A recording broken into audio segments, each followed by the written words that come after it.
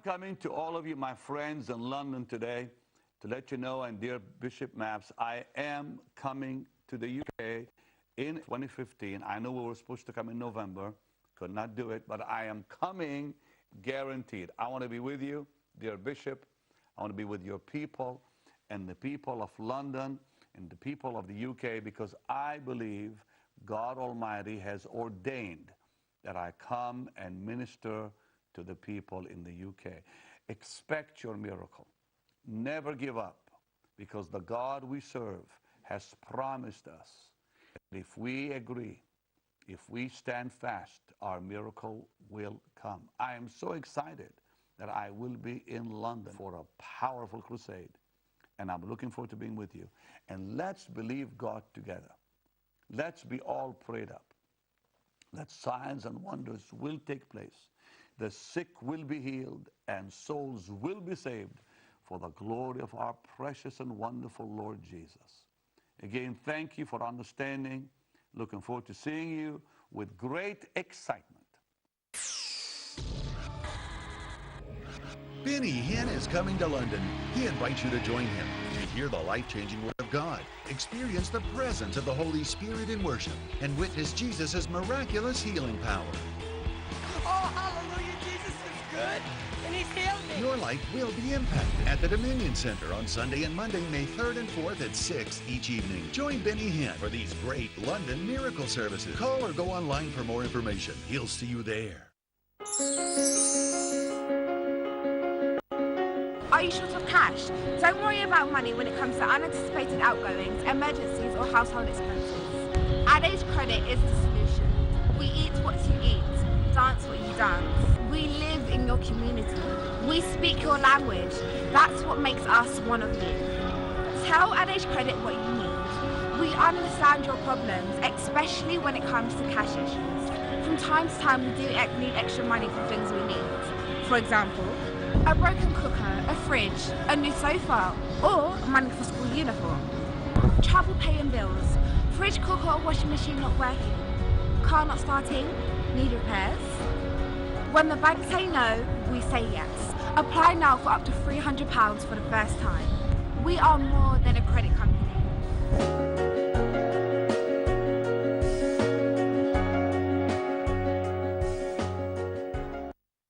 Heirs Credit Church presents the 11th Annual Convention 2015, themed Activate the Gift on the Inside of You. Special guest, Reverend Maps Kumo.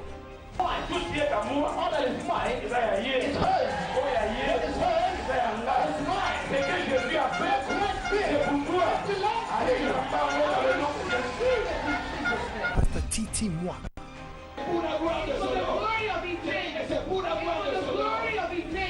And your host, Pastor Maluma Sasu. The day of resurrection, that comes tells you that today, aujourd'hui, today, God is finished. In worship with Heirs Credit Band, Heirs Credit Zion Youth Choir, and Heirs Credit Ladies Choir, Divine Amor. And special guests, Sister Eken Kudinga, and many more. Dates, 3rd to 5th of April 2015. Time, 5 p.m. daily. Venue, New Horizon Center, South Lodge Avenue, Mitcham, Surrey, CR41LT. For more information, call 07507 662 405 or 7404 772 973 or 0744 056 1053. Heirs Credit Church, the 11th Annual Convention. Don't miss it. F victime. Family Victory Film. Célibataire Night Ekoyinda na Bruce Grove le 2 mai 2015 na Bruce Grove na Tottenham. Célibataire Night sakana na bango Magi Ramazani ya yo etikala jamais ko raté et raté Poussana Magi Ramazani afanda et so bango spécial guest Elvis Kemayo balobi kamikaze live music Coco Gabana akosakana bango na ndenge kutu tata ona betaka mbunda akosa Magi Ramazani atie bango Poussana Magi afanda. Maître à cérémonie ezanani ngai ou bien ye droit d'entrée 20 livres et puis VIP 30 livres na ndenge mwa moke te boya ebele mikolo oyo balobi pusana Magui Ramazani afanda saka na bango toujours merci Loboko Wilby Roissy Boboko Loké Juju Joli Bakanja. Bien-aimés dans le Seigneur, nous vous saluons au nom de notre Seigneur et Sauveur Jésus-Christ. Je suis le pasteur Bienvenu Messalin. Lelo comme de bozomo na biso toza nande konangai o azam panzi nangai tobingi ambassadeur de la paix Miblo. Avant na banda message nangai on a après-midi na lelo nazo pesa na bande commerce o bazo continuer toujours ko soutenir chaîne na biso ya Banamboka Welcome TV za TV RDC TV à Congolais na pesi bande commerce et puis na pesi Église à Ers Ministry, merci na contribution à Bango Bapesa la semaine passée. Ils m'ont donné 400 livres. Merci vraiment na soutien à Bango Église à Ers Ministry. Oyo ya X London. Ils ont dirigé na pasteur Maps Komo. Merci. Et puis merci le sous na pasteur Nabiso Malou Massasu. Il a sali contribution na il y a 100 livres pour la chaîne Oyo Nzambe Apambolaye. Merci na Ndeko Nabiso Magui Ramazani. Lui aussi. Elle a contribué pour l'avancement de la chaîne Oyo. Nous avons vraiment à Pambola Bino. Et puis, nous avons merci. Nous avons Amino sur Welcome TV. Nous avons fait un bon bango régulièrement, chaque semaine. Nous contribution à 5 livres, 3 livres. Nous avons vraiment à Pambola Bino. Parce que la télévision, vraiment, un soutien. Nous avons surtout aux zones d'Abisso. Nous avons fait Bino. Merci vraiment. Que mon Dieu vous bénisse vraiment abondamment. Na pesi le sous merci na ba ndeko bazo pesa biso toujours ba conseil o bazo pesa biso makasi pona ko continuer na musala oyo ezolanda tozo sala na yebi ke boza ebele bozolanda biso partout dans le monde avant na banda message na ngai nazali mutoyo pasteur o na uti na prière il y a 5 jours jeûne et prière de 5 jours on avait prié Nzambe a mettre nga à cœur na ya koloboli kamuna oloba lelo na après-midi dans la communauté congolaise mobimbe puis la République démocratique du Congo on sur partout bozola nangai donc Nzamba mettre en cœur na ye premièrement kosenga pardon à chef de l'État oyo azo gouverner la République démocratique du Congo le président Joseph Kabila Kabange na sengi pardon na ndenge bandeko nyoso babana koleka na chaîne oyo pona koloba mabe ya mboka o lemso peut-être koloba makambo isalaki mabe na sengi vraiment pardon alimbisa biso alimbisa pe bandeko wana toza bana to sengi bolimbisi et puis nazo senga peuple congolais mobimba alimbisa biso toza na kati na diaspora tozo comprendre te makambo tozo sala muto azo kengela mboka na biso na bato bazo kengela mboka na biso biso tozo finga bango nazo senga pardon Nzambe alimbisa biso et puis le chef de l'État aiba ko limbisa biso. Alors avant na banda message na ngai na ko pesa na malobe pa ya ambassadeur de la paix o za Miblo ça va. Ah ça va. OK. Merci. Il est venu ko baksa na programme biso alelo. En tout cas, papa bienvenue comme patron de la chaîne. Nzamba Pambola yo parce que aro yo sali ko senga pardon eza nango muke mais eza kilo pour na biso surtout ba africain ba bantu. Tout le monde a par 2 ans tobimi yuma pour na biso ba africain nyos donc to wa senga pardon te signe oyo senga pardon pour na mukonzi mboka ndenge makambo so lekaki ya ko finga diaspora ou bien bato bozaki na bango na contact kala sengi pardon en tout cas Nzamba Pambola yo na kombo ya bana RDC ngape na kati. Donc pardon au président ngapi naza na kati pardon na yo parce que biso tozali na kati penza ya ba mopepana te to bandaka koyoka ndenge ko finga ezaki vraiment Nzamba Pambola yo wana ezali likabo te pa Nzambe merci vraiment commentaire na OK merci comme dit dans le bic tozana na télévision na biso comme d'habitude ezali Welcome TV nazo senga na ba membre nyoso oya communauté congolaise nyoso bazana diaspora na o bazana Congo na mboka na biso tozaka kabe na tina ya ko bunda pona ko mboka na biso za na kimia alors télévision oyo nde tolobi ke to bano laksa ba image oyo ezali pona avancement ya Congo alors Congo eza pays où eza na voie ya développement alors cela veut dire lokola biso toza ba congolais toza batu oyo nous sommes pas des politiciens accusation eyaki ebele pona tina na nga bato bakobenga bazoloba musu bazobenga ngai kolabo musu bazoloba na ngai ke non le président apesanga mbongo donc accusation nyonso bozoloba nayebi nde na koloba te mais c'est que moi j'ai dit si vous m'appelez kolabo oui j'accepte nazo collaborer na mboka na ngai na côté bien ya malamu dans le sens que na ko promote eloko nyonso ya malamu oyo eza na mboka na ngai j'accepte oyo tout bobenga nga collabo na accepter yango je suis en train de collaborer avec mon pays na makamutu ya bien na répéter so bobenga collabo na ndimi naza collabo so bongo ndima keno nazalata chef ba collabo oui j'accepte et puis dans mon écoute mikolo so bobenga nga nazala nga kwa ba collabo bobenga ngai king collabo bobenga nga king collabo na ndimi pour abi kala zali na ndimi comme les Richard King, Azali, na pesi mbote seka Azali, Richard King na pesi mbote seka Azali, ngai passé bienvenue, nandimi, bobenga ngata King collabo, parce que bolobi mingi, poli boso bolobi que non, le chef de l'État, le président Joseph Désiré Kabila a payé $1 million de pounds. Tel na niveau d'accusation, ils ont vraiment mabé, ça n'a pas si na mawa. Alors il y a un autre que donc c'est que l'accusation mususu ba kizaka eza lango lukuta.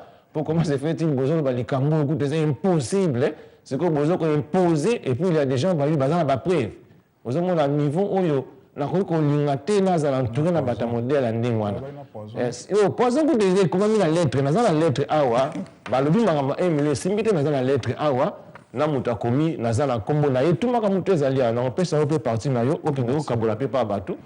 Ba komi sur lettre la police ba komi sur lettre pa mkolo chaîne a que non ndengeza awa chef de l'état a juste quoi pesinga poison pour na boma batu na diaspora est-ce que yo prend place aux anda kuna yo ngana oza poison na yo bomelo na nini siko tala ba makambo yo communauté na biso bozo ba communauté ngai pasteur bienvenue na vanda na bato modèle wana que tout de parler sur makambo ba yibi makambo ka te politique on ne connaît pas la politique na ko ko lobra pa comme la politique pour na itoyer bien monter ozomona pour déjà tant ozoloba chef de l'État, ou avant na poste na yé, ayebi couturier, après ça ngaï poison, t'as la mensonge. Et puis c'est lié parce que c'est écrit dans la lettre na zanango.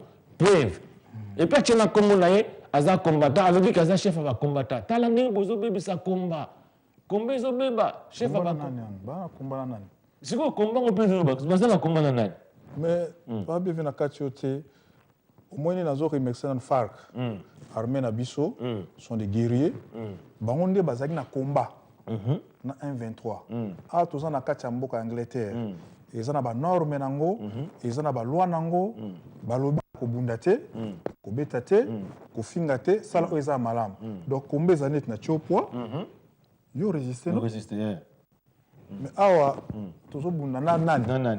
Kombo nga combat na nani mboka ezaki na besoin penza ba guerrier ba kinde to repousser M23 armée na biso asali musala to moni ni diaspora ou a contribué même na aide moko boye pour na armée ni na conseil ne lo monter combat zo kombo bitumba ngo ozana na kati ya mboka ya batu ya anglais ozu kombo munene ya bitumba ah eza mboka bolingo to kutan to pesa mbote yo leki nga na leki kuna nde na Congo nde tona besoin batu bakende kosala batu bakende kosala musala ah tuzana pour ma combattre donc bolongo la kombo na vraiment parce que oza mboka ba anglais tuzana l'état et puis merci et puis dans na Barcelone moko moi je suis libre naza libre ya ko promote eloko nyuso tu ya malamu na kati na Congo naza libre na déclarer parce que tozala mboka oyoza mboka oyoza mboko oyo sengi que démocratie ezala si vous attendez le mot démocratie na yebito so besoin bango et puis nazolo ba yango clair na kati ya lettre ba komi awa ba ko luka bato ba ko limisa ngai eza ba accusation grave nazolo ba yango devant toute la communauté congolaise et puis mokili mobima bazola na ngai muto akomi yango na yebi na otanga komo na ete bato balingi ba yeba bobenga maître Chikeva kangisa ya beta 2 ans de prison et ce qu'on a zoyebisa yo soki likamboka mabe na ye mutu soka siminga na nzoto donc ezana na yo na bato bayaka awa le 7 mars o baloba makambo o epoussa siko bato baloba tina ba makambo ke non chef de l'état pesanga mbongo makambo su o ezal makambo su ezal ngona ba preuve te bango wana baloba yango lokola oyo nyonso to ko simbanga na nzoto lokola ba preuve ezali tozalaki awa bosala mobulu oyo poussa ke non babengana nga ah mais lokola nzamba za na kana ngai moi babengana nga eza te pona za na mutu malamu bayebi ke tous ceux qui sont en train de parler eza nango balukuta batika ngai awa na vanda bien alors bato wana nyonso tu bakomona bino eza nango na police baokanga bino nazoloba ngo na répéter bino tu bozalaka à l'essai baokanga bino bokota prison penda parce que bocréa eloko moko mokili mobimba mensonge oyo bazoyoka et puis bozocréa eloko bozokosela nano chef de l'état likambo baokanga bino bokobeta boloko na bino bien soki bosilisi ezala oza british bakobotolo mokanda na yo okende sikoyo kosamba na congo bokokende mpo bozalaki groupe bokende kosamba na congo parce que bokoseli chef de l'état makambo qui apesi nga mbongo c'est grave na lobi na poison eza ba mensonge bozoloba et c'est écrit dans la lettre yango na lobi na ndimi bobenga nga kolabo na wangani yango te donc nazwi kutu kombo ya king kolabo naza pe na chef nazo répéter lisusu na bandeko oyo bazalaki ba résistant babi ke bazalaki ba résistant sikoyo balongwe na résistance bazokende na Congo s'imposer ni na bango groupe na bango idée za malamu bazwi bacha groupe na bango pona balingi basala sikoyo na parti na bango na gouvernement za en place sikoyo tango bino bango bayeba ko sala parti na bango na gouvernement en place poni bazobenga bango ba collaborer parce que bazokende collaborer na gouvernement oyo en place chef na bango za nani le président Joseph Kabila baza obligé ya ko respecter babenga ye chef babenga ye président parce que ba enregistrer bango yimta bono futa bango voilà siko poni babengi groupe wana te ya bana wana oyo balongwe na résistance babengi bango ba collaborer yango na lobi lokola ngasi ko na ndimi kombo ya chef ya no king ya ba collabo na za chef ya ba collabo nyonso na kati oyo ya mboka na kati na diaspora lokola bino bolingi bokeno collaborer na gouvernement oyo nga na kati na diaspora na bimi chef donc avant bino bandima bino kuna il faut boleka awa biso to approuver bino nga na ndima vraiment réellement bozo respecter mokonzi ya mboka na ndima réellement que bino bokoti pena na système oyo bokeno bongisa Congo soki na ndimi yango na approuver bino lettre kosalama parce que oyo eza Congo awa eza TVRDC eza makambo lukuta te ce sont des choses vraies et à solo. Donc lettre au salam awa pour na bino tango bokende bayamba bino très bien et puis bandima idéologie na bino boye pour na kobongisa. Pour ceux qui bosali yango te pour vraiment bofinga nga. Bozo sala ba mensonge yo eza bino ala bien za chef. Bon finga pemboka. Donc cela veut dire ceux qui boke na Congo. Ndeko benga nga après émission ceux qui boke na Congo. Donc makamutu bino bozo loba eza ngo lukuta. Parce que dans le sens que ça ne bino ne bozo bo mamboka na biso parce que boke no sala lokoma malamu te. D'ailleurs bitumba oto bwana obundo ni bitumba zaka pona ni pona sens que constitution va changer en moté constitution peut va changer na bango te eza constitution wana buku ya mibeko buku ya mibeko va changer te sikoyo obunda susu nini vraiment bo sikoyo bolobaki nini que notre qu'une élection on a accepté l'élection bo sikoyo loni obunda parce que l'élection va ndimi ozomona d'ailleurs écoute air moko nazokamwa parce que ceux qui les lot déjà oyebi ke eza na bato eza na groupe ya bato moko bonesa groupe ya baassassin bazolinga élection esalama te en fait que pour ceux que l'élection esalami donc cela veut dire na kati na Afrique mobimba donc président oyo andimi démocratie eza président na biso voilà c'est un homme à respecter parce que le quoi hier c'est qu'on a minute au mutarobattre na pouvoir azate asalaki élection na 2006 a passé na 2011 a passé na 2016 oh so babi basala a olekana le quoi c'est quoi amoni que non mboka za ya démocratie andimi donc atika na yeba tumusu basala donc azamutu ya ko féliciter et puis ya ko kumisa il faut za la coup de fanatique ne pour andimi na ye et puis soka tiki na katite ndenga loi soka tiki nano makamba présidence babosana te aza chef armée aza soldat oyo atangi na Chine azu formation aza éduqué na ba loi ya armée donc toujours aza na kati sikoyo bino bato yo bofingaki bolobaki donc ozomona ke mukonza mboka aza président pe aza mukonza armée donc akotika mais azongi na armée on a éduquer toujours armée ko contrôler toujours armée donc au finga au be ko loba makambalo kuta ko sala mensonge bo fabriquer le moko boye bozui malamu bokomisi yango mabe. Eza est-ce que batabongo bana diaspora na kati ote papa mutu oyo azolinga tambusa kota na kati ya staff ya Congo. Aza kozwa mabe azokomisa yango malamu. Azui malamu akomisa yango mabe. Mutabongo aza très dangereux. Non, c'est très dangereux parce que né tozoloba biso tout dans associé mboka wana.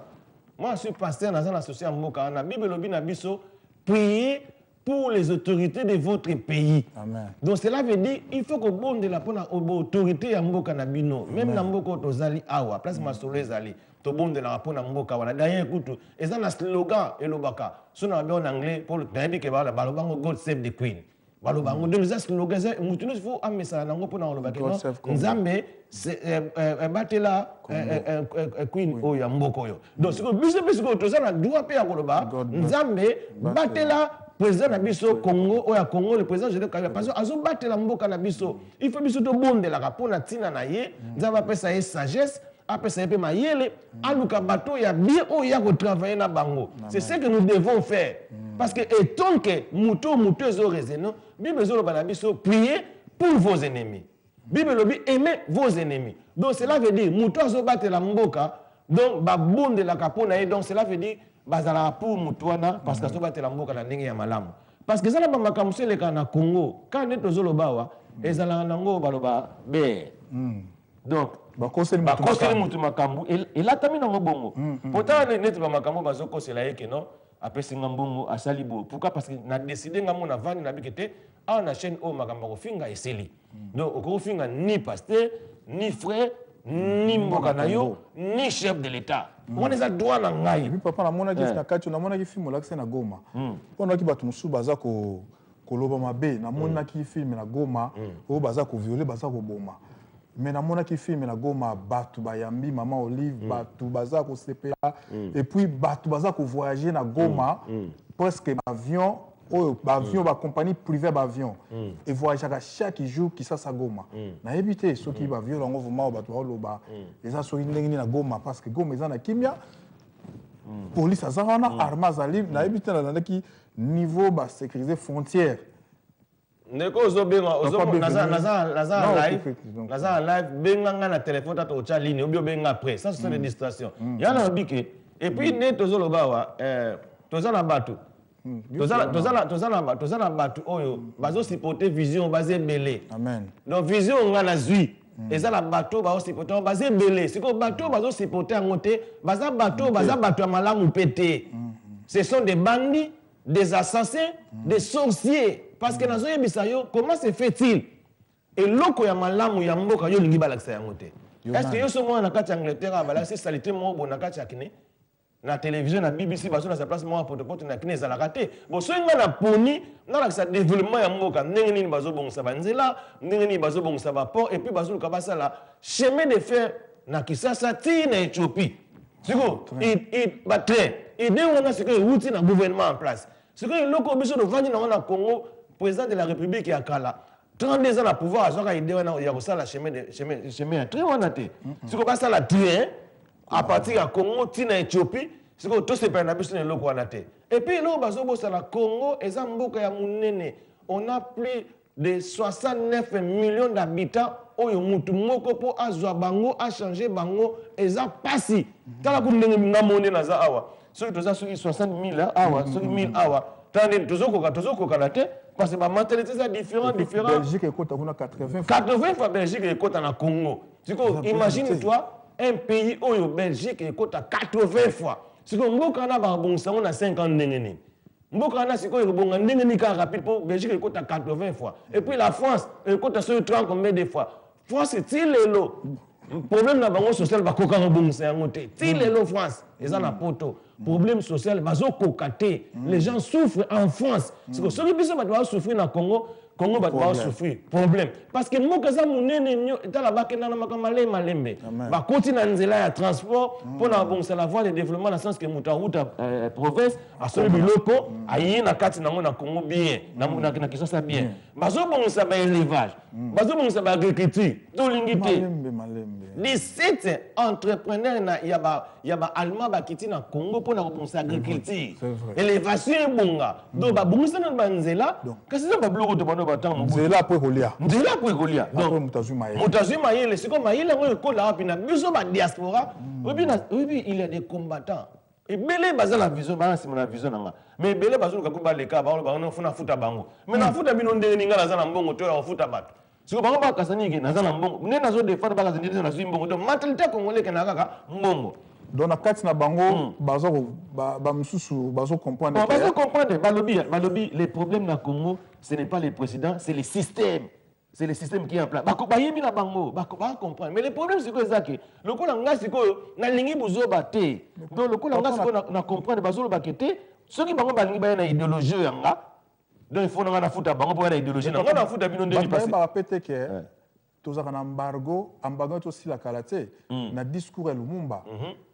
Lumumba a Katarua na évité batango qui les changer. À partir du discours à Lumumba.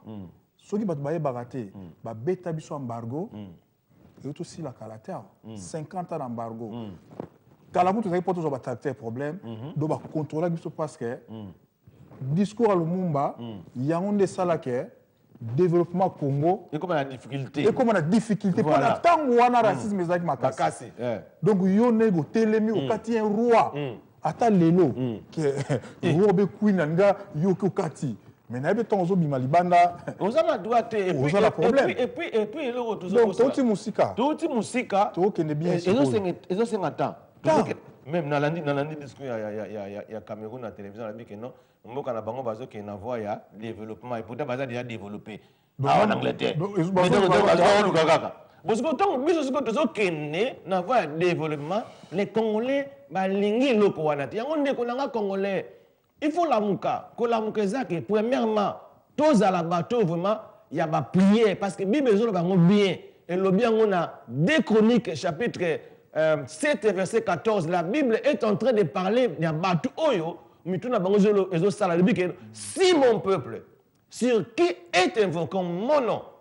Donc, à Batu Oyo, invoqué comme on a nzambe. Donc, Batu ba finga kate, Batu baza Batu nzamba benga bazo invoqué comme on a dit. Si mon peuple, sur qui est invoqué mon nom, première des choses, Bible lobby, simili. Donc, il faut pas m'y quitter ça. Na m'y quitter ici devant gouvernement ya mboka na ngai na mikitisi devant chef de l'état na ngai il est mon président na ko respecter tant que président na ko permettre mutu moko te aloba mabe po na etango nga na zana aussi lotaka za président jusqu'à présent azo diriger mboka na biso. Je ne peux jamais permettre mutu aloba mabe na ye parce que c'est ça premièrement signe d'humilité. Et puis na ko permettre jamais parce que eza normal na ba chet na bien na ba mboko musu na chaka na ba ikolo musu so place ba musu ba ke na ba TV na bango na ba mboka na bango eza na ba to ba benga soki ba pako soki pako ba soki nini bango ba so sala crime moko ya grave bazo na kati ya nini ya capital bazo na lever na bana ko kene na bango. Mais tu sais que là, on a mutamboka na taille na TV na bango zo finga na président na bango. Tu jamais. Mboka na Nigeria. Tout le temps comme on a bango. Mais ce qu'on biso sikoyo, ba congolais musu ba kimi awa, ba kena bango kuna. Mais kuna pakora soki pakora ban bazo sala ba dégâts. Mais yemo ko mukolo mboka, tanga oya ba koloba yango te, bazo lakisa ba ndako na bango kitoko ndenge pays za développer. Bazo protéger pays. Bazo protéger pays. Alors, biso lo ko sala yango wana. Moi, je suis congolais, 100% congolais. Moutou a commis lettre oyo, aza congolais, tu yebi aza angolais. Ce qui n'a pas dit awa, ba finga récoute babé na reso makambele, mais tala yi a commis lettre oyo, na nenga se, a lukanini ba benga na ba sala bien aimé. Moutou na mutaza na grâce, nenga na grâce moko terrible. Oui, papa na kati yote, ba finga mukonza mboka na biso. Mukonza mboka za papa. So ba yeba te baza bana. Mukonzi nyoso mboka, neti kuna za mama. Aza mama na biso nyonso. Donc président ya mboka nyonso azali papa. Tout le monde a vu koya. Donc ba konzi ya mboka ba telemi. Ba lobby po baza ba papa baza ba responsable ya mboka wana. Donc président na biso ya mboka azali olingo lingate. Passe nyonso ko joyeux si ko zali. Et ko sala epasi.